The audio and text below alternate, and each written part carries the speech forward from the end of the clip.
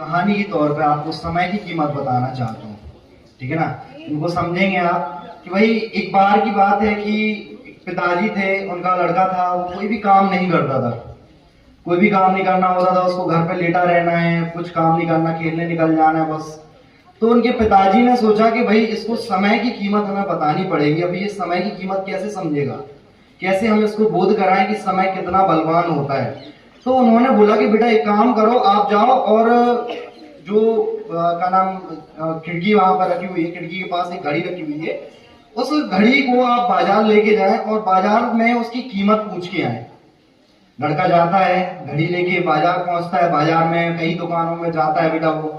तो वो देखता है वहां पे किसी ने उसकी कीमत 500 रुपए बताई, 700 रुपए बताई, 900 रुपए बताई, और उस सभी जगह उसने घड़ी की कीमत पूछने के बाद घर पे आता है, फिर अपने पिताजी से बोलता है कि पापा जी, और इसकी कीमत उन्होंने हमें 500 रुपए बताई है,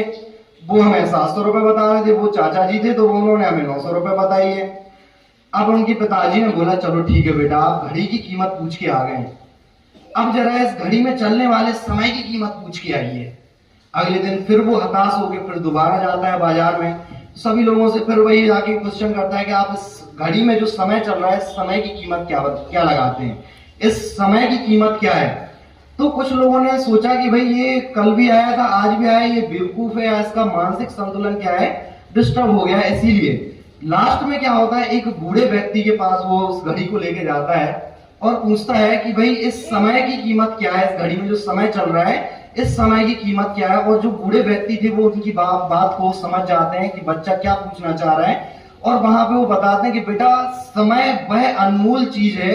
जिसको ना तो कभी बेचा जा सकता है, ना ही कभी उसकी कोई भी कीमत लगाई जा सकती है। तब उस बच्चे को समझ में आता है कि समय हमारा क्या है, बहुत ही ज्यादा मूल्यवान है, और समय को ना तो हम खरीद सकते हैं और ना ही कभी हम उसका कभी भी मूल्य लगा सकते हैं। और एक बार जो समय निकल जाता है, एक बार जो समय निकल जाता है उसे हम दोबारा प्राप्त नहीं कर सकते हैं। इसी के द्वारा जैसे कि मैं आपसे बात करता हूं कि भाई सारे हमारे स्टूडेंट्स हैं, ये हमारे सारे बच्चे हैं, इनमें से कुछ बच्चे क्या करते हैं, टॉप करते हैं, कुछ बच्चे पीछे से भी टॉप कर देते हैं, यानी लास्ट रैंक लगाते हैं, कुछ आगे से फर्स्ट टॉपर के नाम से कहलाते हैं। तो भाई इनमें डिफरेंस कैसे आ जाता है? क्या आपके माता पिता वो सारी चीजें प्रोवाइड नहीं करते? सब प्रोवाइड करते हैं। और आपने बोला कि हमें पढ़ने के लिए काफी किताबें चाहिए, आपको वो प्रोवाइड करा दी गई, आपको ट्यूशन चाहिए वो भी प्रोवाइड करा दिया गया, आपको बेस्ट स्कूल चाहिए जहां आप खड़े हुए हैं, आपको बेस्ट स्कूल भी मिल गया। लेकिन इतने वही टीचर्स आपको पढ़ा रहे हैं, वही टीचर्स उस टॉपर को पढ़ा रहे हैं, लेकिन उनमें से एक बच्चा क्या कर जाता है, टॉप कर जाता है, एक बच्चा पीछे रह जाता है, यानी कि